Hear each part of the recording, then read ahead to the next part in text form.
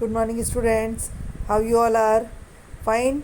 देखो, अब हम आपके लिए एक जो नया सब्जेक्ट इंट्रोड्यूस हो रहा है वो हो रहा है ज्योग्राफी। ज्योग्राफी का मतलब होता है जितने भी आपके आसपास का जो भूगोलिक एरिया है, मतलब कि जैसे कि अभी आपका गुजरात है तो कौन सी दिशा में अवस्थित है, कहाँ पे रहते हो, तो उसका जो लैंडमार्क है वो कैसा है ना, एरी है कि फॉरेस्ट से गिरा हुआ है या वाटरी है यानी पानी से गिरा हुआ है ना। तो उस तरीके से तो अभी हम उसी में बात करने जा रहे हैं। जैसे ज्योग्राफी का मतलब होता है भूगोल, तो भूगोल के अंदर सबसे पहले जो बात करेंगे भूगोल।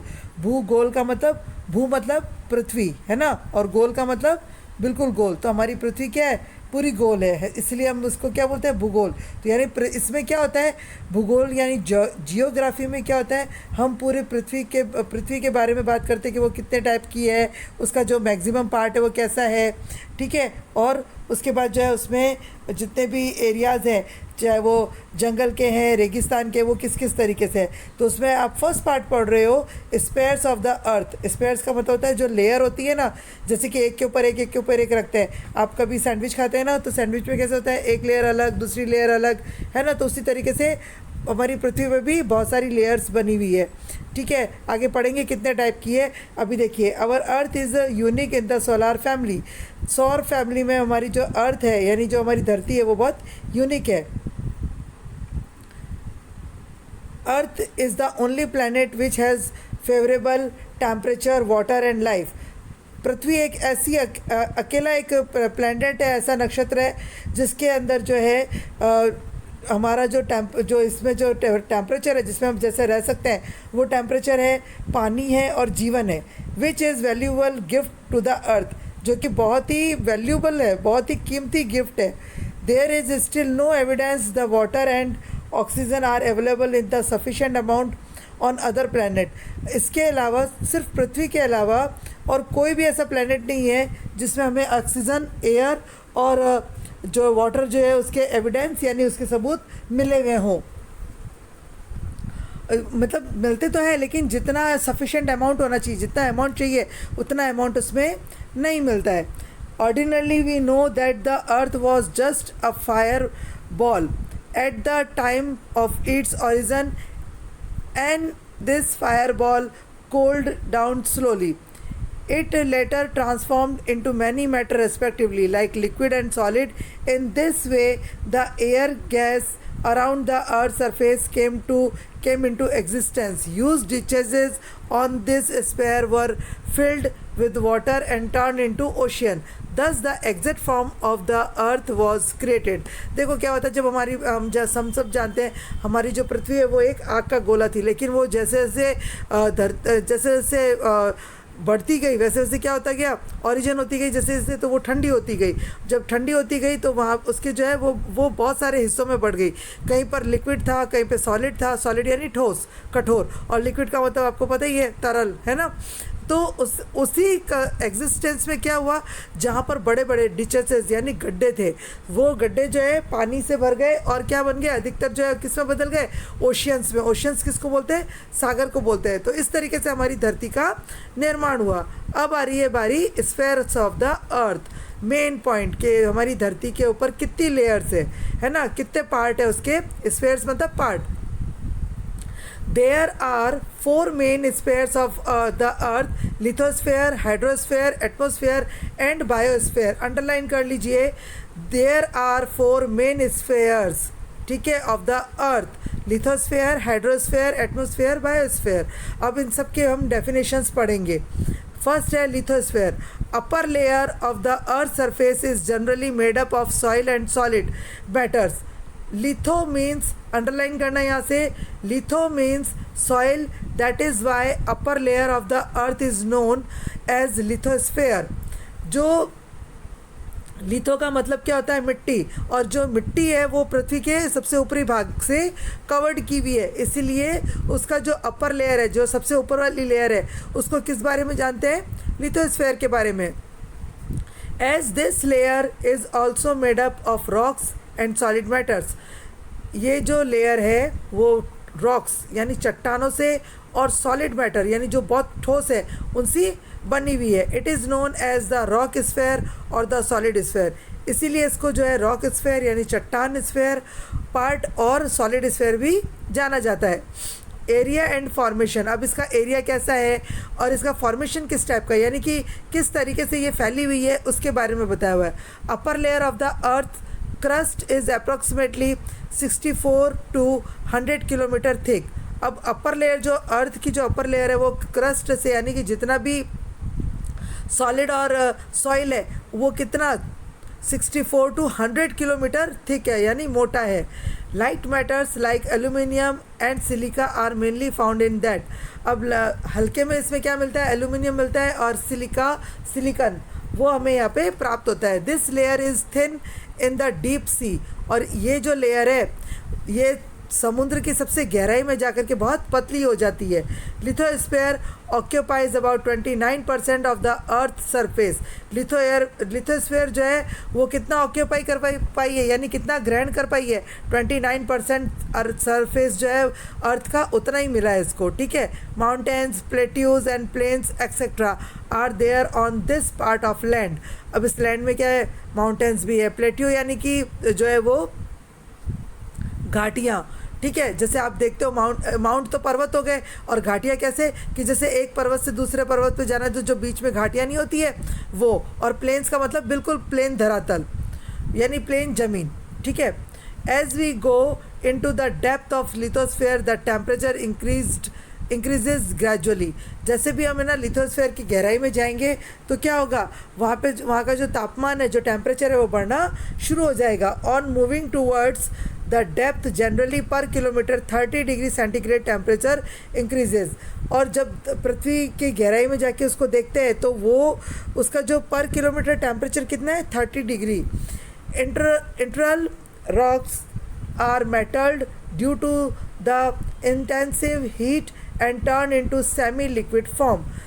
इंटरनल जो रॉक्स है वो मेल्ट हो जाती है, और इसी की वजह से क्या होता है कि जब गर्मी में वो मेल्ट होती है तो वो सेमी लिक्विड यानी जो है वो कम गीली हो जाती है, कम लिक्विड में बदल जाती है। This molten liquid is called magma. इस मोल्टन लिक्विड को क्या बोला जाता है, मैग्मा बोला जाता है। मोल्टन लिक्विड मतलब जो सेमी लिक्विड है यानी कि ना ज़्यादा पूरा लिक्विड है, पूरा तरल है, और ना ही ज़्यादा पूरा ठोस है, ठीक है।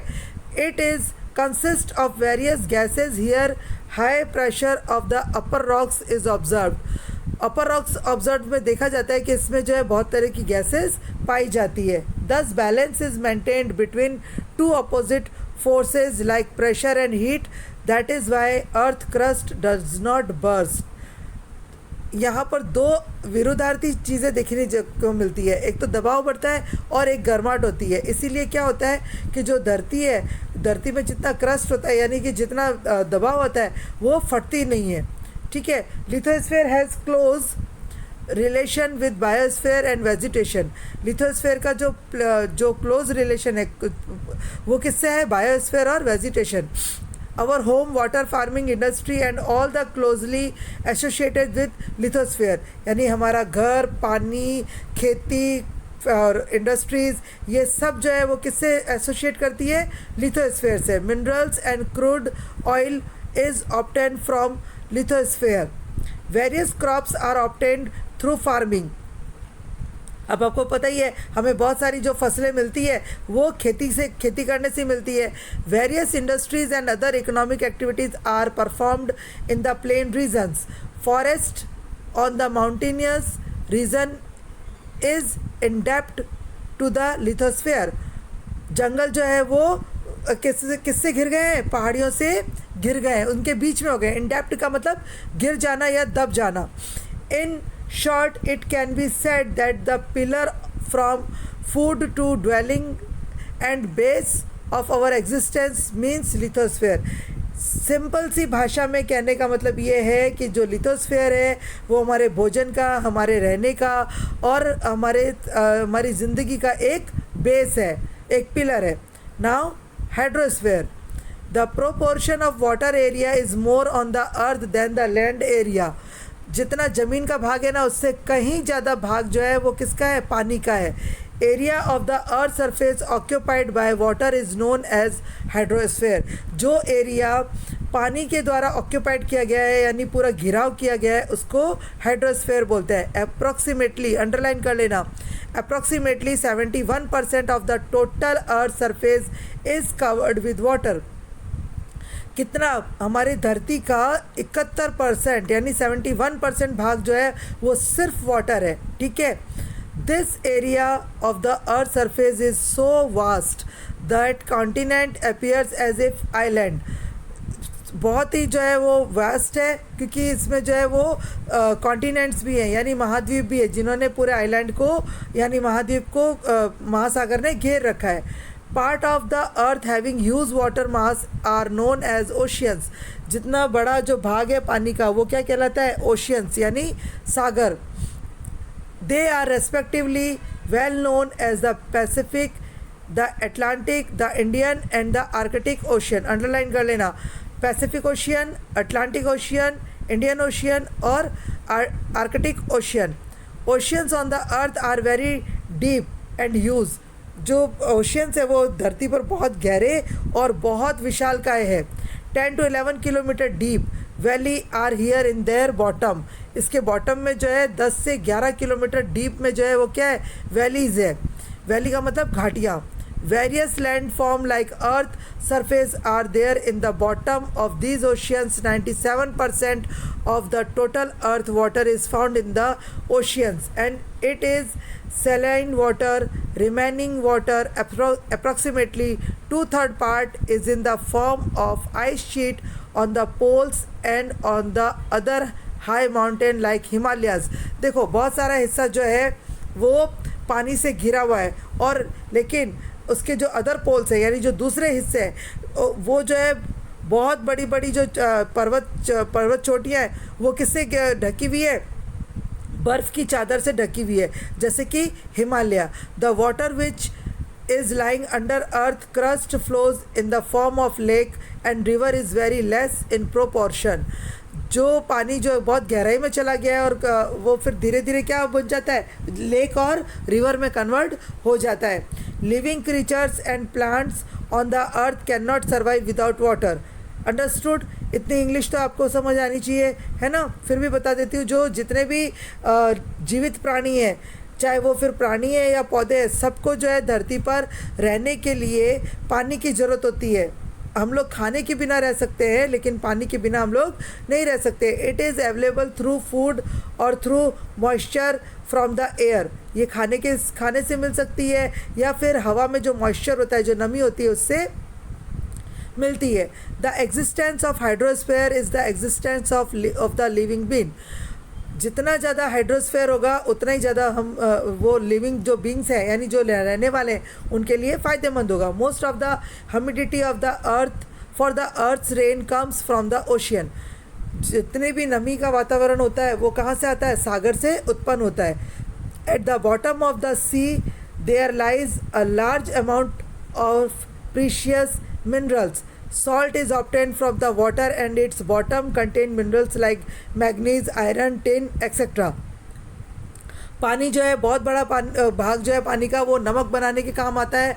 इसके बॉटम में जो है हम लोगों को यानी इसकी गहराई में हमें क्या क्या मिलता है? पानी की गहराई में यानी समुद्र की गहराई में हमें आयरन मिलता है, टिन मिलता है, मैग्नीज मिलता है। Ocean is also a stock of protein rich food for humans. There is enormous power in the sea and ocean waves, currents and tides of the oceans. By its management uses electrical energy can be obtained. देखो समुद्र में जो है बहुत तरह की तरंगे उठती है, ठीक है? वो हमें ऐसे दिखाई नहीं देती है लेकिन बहुत तरह की तरंगे लगती है। तो उसको क्या होता है? एक मैनेजमेंट के तौर पर और एक उसको पूरा इंडस्ट्रियलाइज करके जो है उससे क्या निकाला, उससे क्या उत्पन्न किया जाता है? बिजली उत्पन्न की जाती है। कहते हैं ना, बिजली उत्पन्न करने के लिए पानी का होना बहुत ज़रूरी है। The ocean have developed as waterways. अब ओशियन को किससे ओशियन जो महासागर है उसको समुद्री रास्ते के तौर पे भी बहुत डेवलप किया गया है। Waterways are also more favourable in the trade of different countries.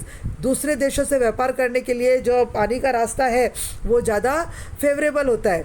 Third आ जाइए एटमॉस्फेयर। अब एटमॉस्फेयर आपको बहुत अच्छी तरीके से पता है, हमारे आजू बाजू का जितना भी एरिया है वो क्या कहलाता है, एटमॉस्फेयर कहलाता है, ठीक है।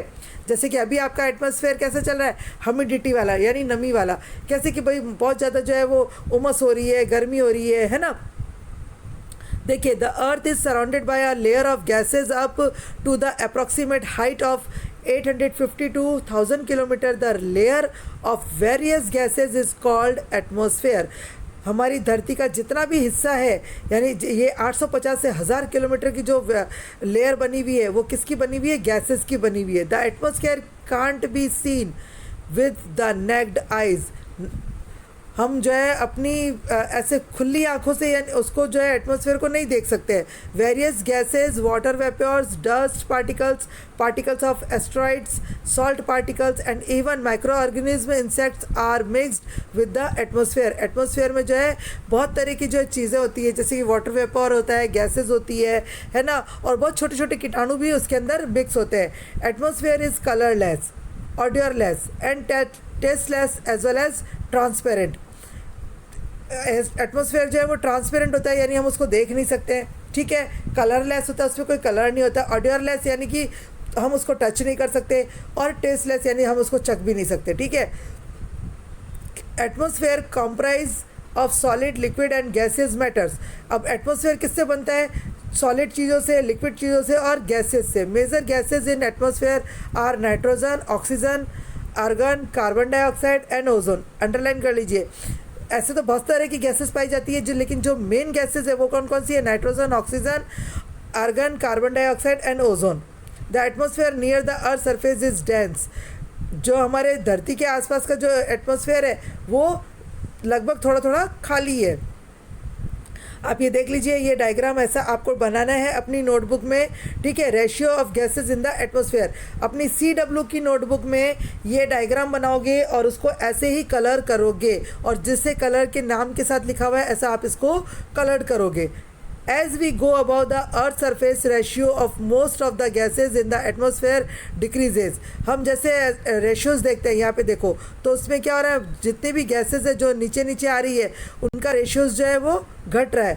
Since carbon dioxide is heavy gas, अभी जो है कार्बन डाइऑक्साइड जो है वो बहुत हैवी गैस है। It is dense in the lower strata of the air and decrease in the above strata. The presence of carbon dioxide after the height of about 20 kilometers, oxygen after the height of kilometer and nitrogen after the approximate height of 130 kilometer is seen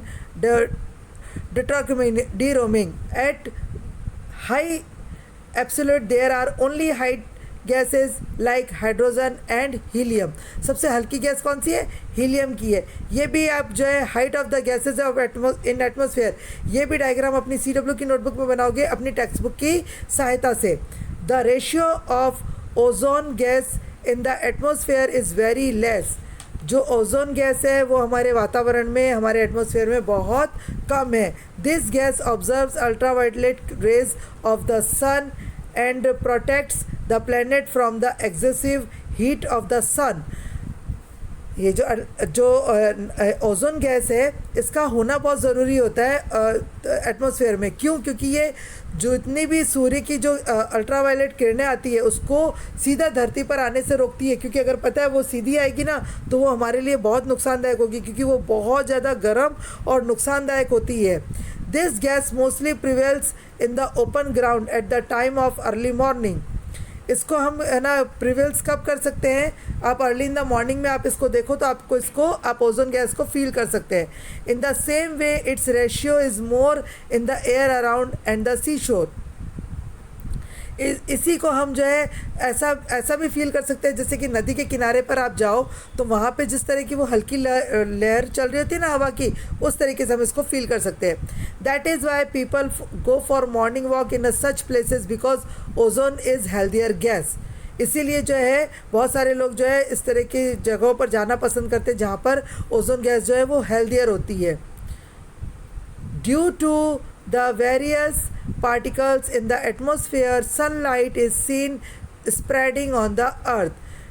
बहुत सारे जो particles है उसकी वजह से जो है जैसे जैसे वो लेयर जमती है ना एटमॉस्फेयर में, तो सनलाइट जो है हमें ऐसे लगता है जैसे पूरी धरती पर स्प्रेड हो गई है, फैल गई है।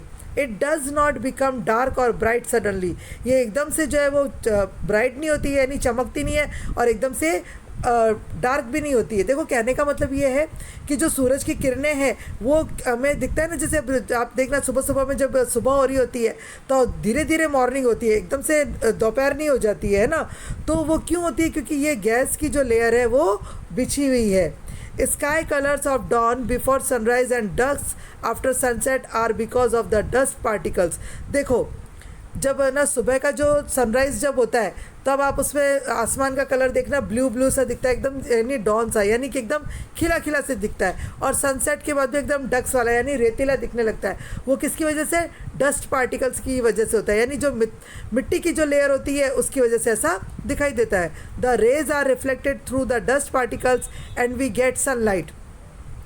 देखो जो सूरज की किरणें हैं वो डस्ट पार्टिकल्स को क्रॉस करते हुए आती है, इसकी वजह से जो है हमें सनलाइट मिलती है।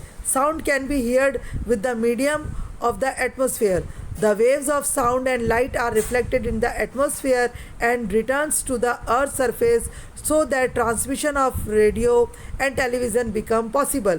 देखो एटमॉस्फेयर में जो साउंड है वो गूंजता है, ठीक है, तो उसकी वजह से क्या होता है कि वो जितना रिफ्लेक्ट करता है और वो वापस धरती से टकराता है, तो इसकी वजह से क्या होता है रेडियो और टेलीविज़न जो है वो देखना, उसका जो ट्रांसमिशन है यानी जो सैटेलाइट है वो पॉसिबल हो पाता है। Heavenly objects such as meteorites burn due to the friction of atmosphere and get damaged.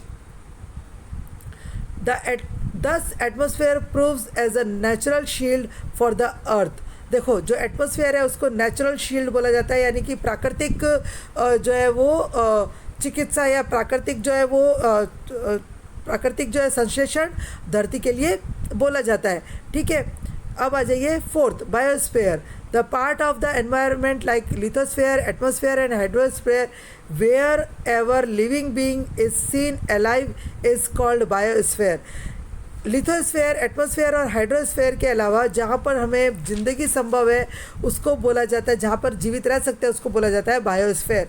Biosphere is comprised of variety of life forms. Biosphere जो है वो किसका, पूरी की पूरी जो लाइफ है उसको जितनी भी विचित्र हमारा ज़िंदगी है उसको कंप्राइज करता है। कैसे? देखिए, this living spheres including human, vegetation and animal lifes living being on the earth surface get food from biosphere. सबसे बड़ी बात है जो हमें खाना जो मिलता है वो हमें बायोस्फीयर से मिलता है। क्यों? क्योंकि इसमें ह्यूमंस बीइंग भी है, एनिमल्स लाइफ भी है और वेजिटेशंस है। वेजिटेशंस का मतलब खेती बाड़ी है, फल फ्रूट है, जंगल है, ये सब है ना। Organism of biosphere provide variety of food and raw materials to the human world. Organism of bioworld यानी कि बायोस्फीयर के जो ऑर्गन्स है यानी कि जो उसके तो पोषक तत्व है उससे हमें क्या मिलता है? खाना मिलता है और रॉ मटेरियल यानी जितना भी कच्चा उत्पाद है वो हम सभी मानव जाति को पूरे विश्व में मिलता है।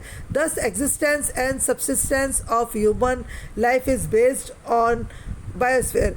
आंतरिक और बाह्य यानी कि सब तरह जितनी भी तरीके से देखा जाए ना, हमें जो है जीवित रहने के लिए बायोस्फीयर की बहुत ज़्यादा आवश्यकता पड़ती है। अब आ जाइए impact of human activity. Biosphere is mostly in the balance condition, underline कर लीजिए, but when human disturbance disturbed the equilibrium of the system then only many problems arise. देखो हमारा जो बायोस्फीयर है वो मोस्टली कैसे बैलेंस करता है, जबकि सारी कंडीशन सब स्थिति जो है वो बैलेंस में हो, लेकिन इसमें नुकसान कब होता है? जब ह्यूमन जो जितने भी मानव जाति है वो जो है इसको नुकसान पहुंचाने की कोशिश करती है। इक्विलिब्रियम का मतलब होता है कि आप जो है वो असामयिक तौर पर जो है वो इससे छेड़छाड़ कर रहे हो। नेचुरल किससे? वेजिटेशन से, एनिमल लाइफ से, ह्यूमन लाइफ से, ठीक है। Natural food chain is at risk because development is being done by the exploiting the environment. This condition is harmful for human beings as well as for the environment.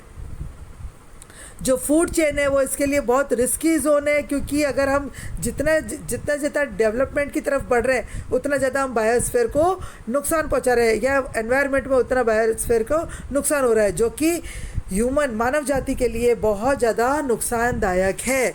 ठीक है, ये chapter ध्यान से पढ़ेंगे। जो मैंने आपको बनाने के लिए बोले डायग्राम्स वो आप बनाएंगे। कहीं पे भी कोई डिफ़िकल्टी होती है feel free ask me. Okay, bye.